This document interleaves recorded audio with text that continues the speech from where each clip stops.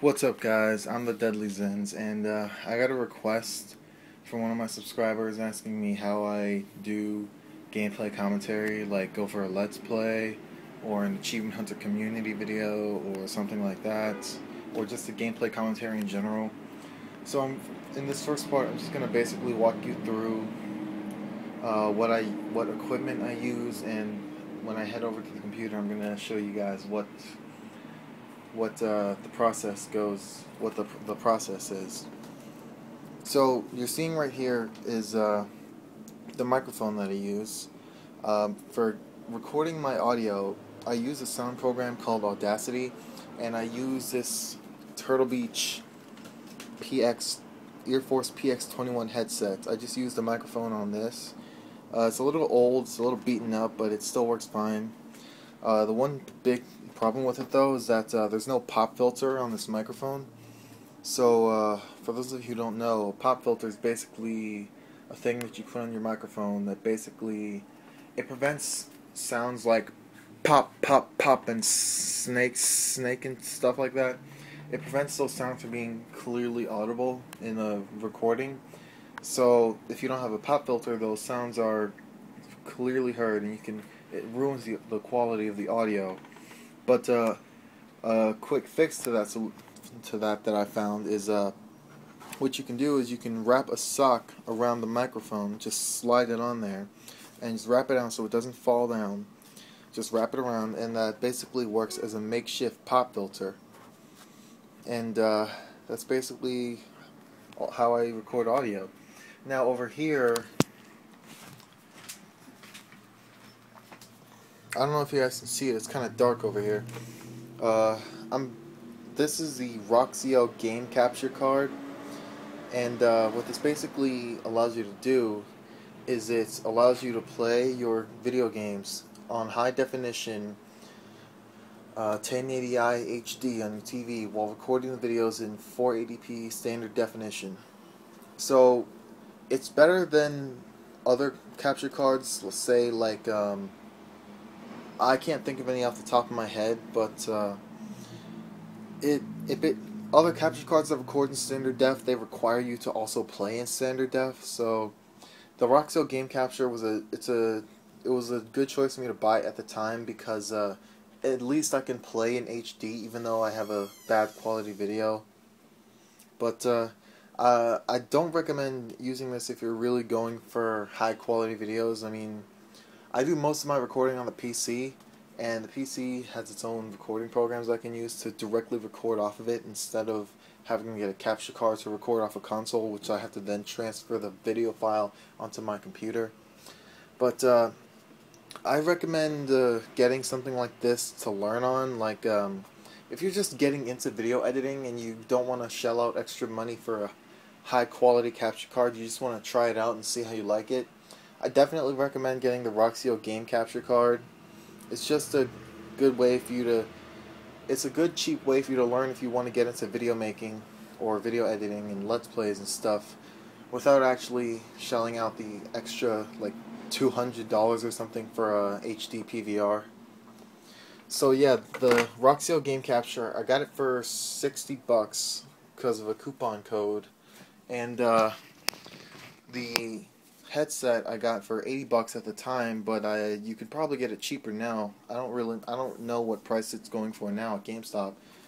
But that's basically the equipment that I use, and now we're going to head on over to the computer where I'm going to show you guys what the process goes into making a video.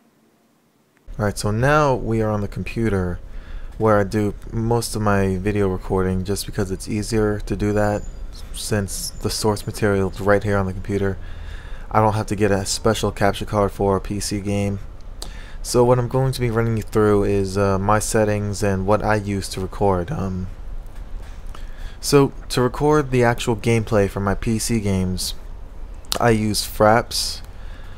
I have it updated to the latest version, which I highly recommend you do, because if you have a version like 3.46 or something, then what it does is the older versions basically split up your clips into 4 GB sections, and the newest version of Fraps doesn't do that anymore. It records everything in one big file, and I recommend upgrading just for that because it's just easier for me to import all of my video clips into my editing program, just because it's all in one place. I don't have to search and select everything just to drag it in and render it all into one file anyway.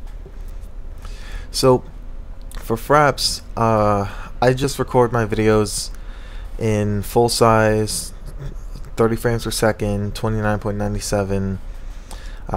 That's pretty much the only things I've changed up in the settings here. Just full size, 30 frames per second, record Windows 7, and you want to make sure you check stereo instead of multi-channel, because if you check multi-channel, what it basically does is it'll make your audio like split, and you'll be hearing one thing in one earphone if you're wearing earbuds, or one thing out the other earphone, and you don't want that. That just reduces the sound quality, and it's just not good. But that's basically it. Nothing else has changed. So Fraps, that's what I use to record my gameplay. Now in the last part I talked about what microphone I used, but I didn't really talk about what editing program I used, and as you can see here, I'm using Audacity, which is free, so you can go get that. Oh, and for Fraps, I'll be leaving a link in the video description down below of where you can get Fraps for free, just in case you're on a tight budget, and sorry about that, you're on a tight budget and you can't really afford all this editing software. I'll leave links to where I got all of my programs down below. But Fraps is basically what I use to record. It's a basic editing program, sound recording program actually. As you can see here, I'm recording right now, and these are the waveforms right here, these blue lines going up and down. And one general tip is that you see where it says 0.5, you never want the waveforms to go above that, because that's kind of your cue of knowing that you're blowing out, and when you blow out it really distorts the sound and doesn't make it feel good. Like, let me talk real loud for a second. Ah! You see how I talked, yelled real loud and the waveforms got really big? Yeah, you don't want that. That's really bad for the audio quality. It just distorts everything. Just don't do it. Now, I'm going to run you through what I use for my editing program real quick. And we'll go back. I'll come back to you when I get everything set up.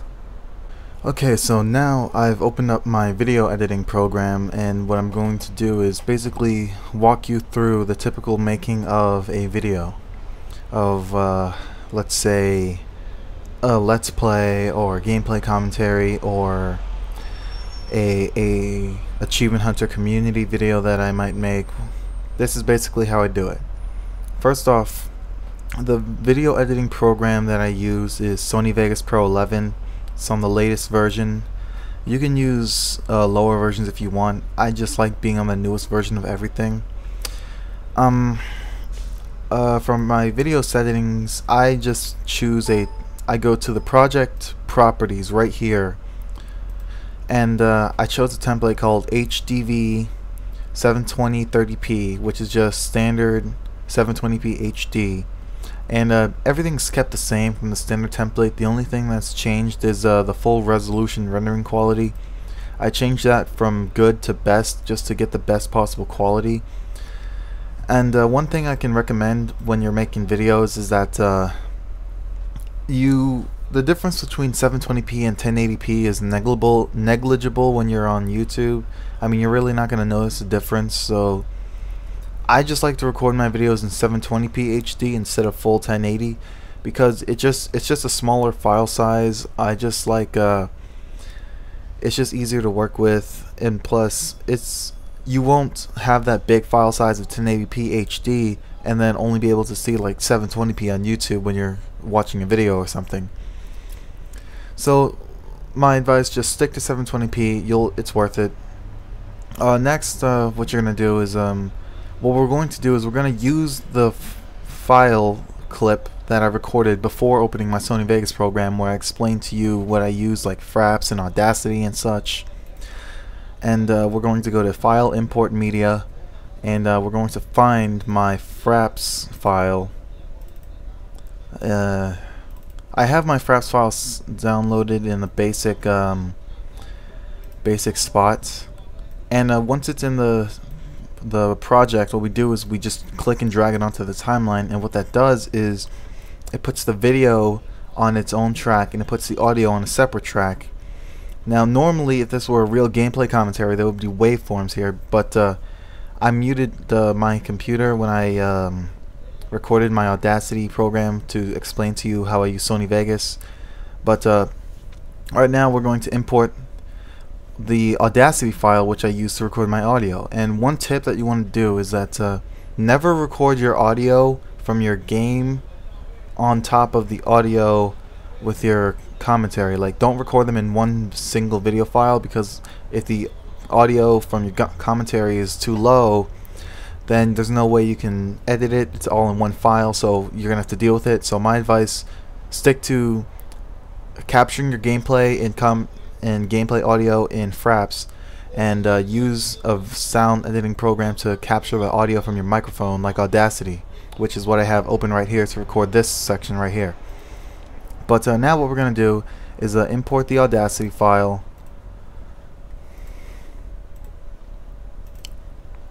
and it's right here. It always helps to name your file so that you don't get them confused, because if you do a lot of shit for YouTube or something, you might get a lot of your files confused. So name them something that you'll be able to remember. And what you always want to do is record your audio before you actually start recording your video. And right here you can see when I clicked and dragged it onto the timeline, it created its own separate track on the timeline of Sony Vegas. So what you want to do is, before you even start the actual video, you always want to sync up your audio and your video so that you're not like 3 seconds behind on your audio when something happens on the video. So what I like to do is, in the menu of a game, let's just say this is the game, but in the menu of a game, I'll go like 1, 2, 3 multiple times on my, like, switching through the menus. I'll just walk you through the process right now. I don't know if you guys will be able to hear it when I do this, so here we go. As you can see, I'm opening up right there. My mouse is scrolling through the menu on my computer.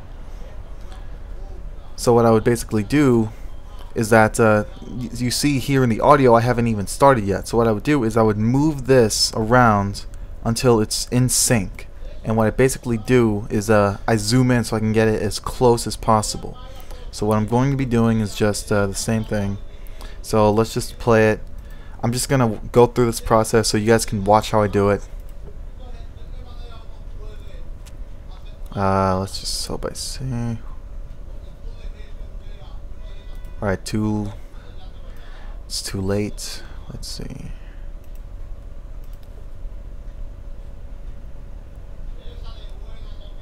Might be a little boring for you guys to watch me do this. 1, 2, 3. 1, 2, 3. Alright, I don't know if you heard that, but now my audio is perfectly in sync, and what I'm basically going to be doing is just cutting off the rest of I'm going to let it play, and I'm going to find out where I actually start talking, and then I'm going to rewind it just a little bit so that I can cut out the rest of the part where I sync up my audio and my video. So I'm just going to let this play and find out where I actually start talking and pause it. Alright, so now, alright, that's where I start talking. So now what I'm going to do is, just to make sure, now we are on the computer.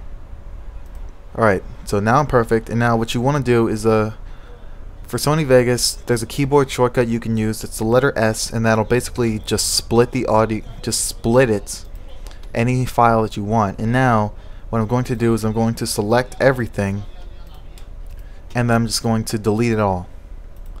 Thus, not literally everything, just the parts where I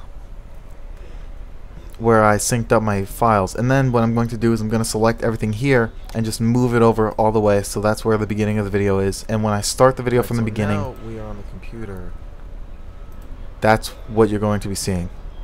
And I don't remember what this extra, hold on, let me just listen to this real quick.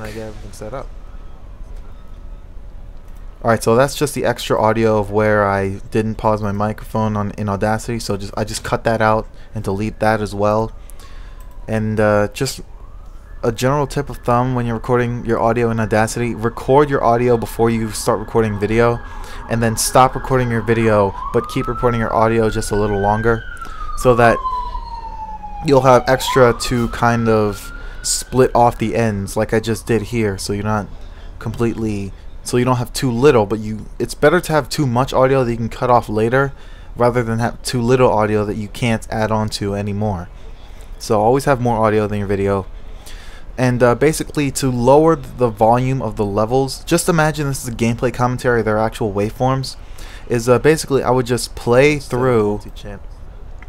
Just imagine they're like gunfire going on and off, and one thing I do is I always bring the audio to the maximum level. Here, this is the volume slider, just bring it up, and this is the audio track where it's on in Sony Vegas. Just pull that to the right to bring it up, and if the game audio is too low, too high, and you still can't hear my voice, I turn down the volume of the game audio right here.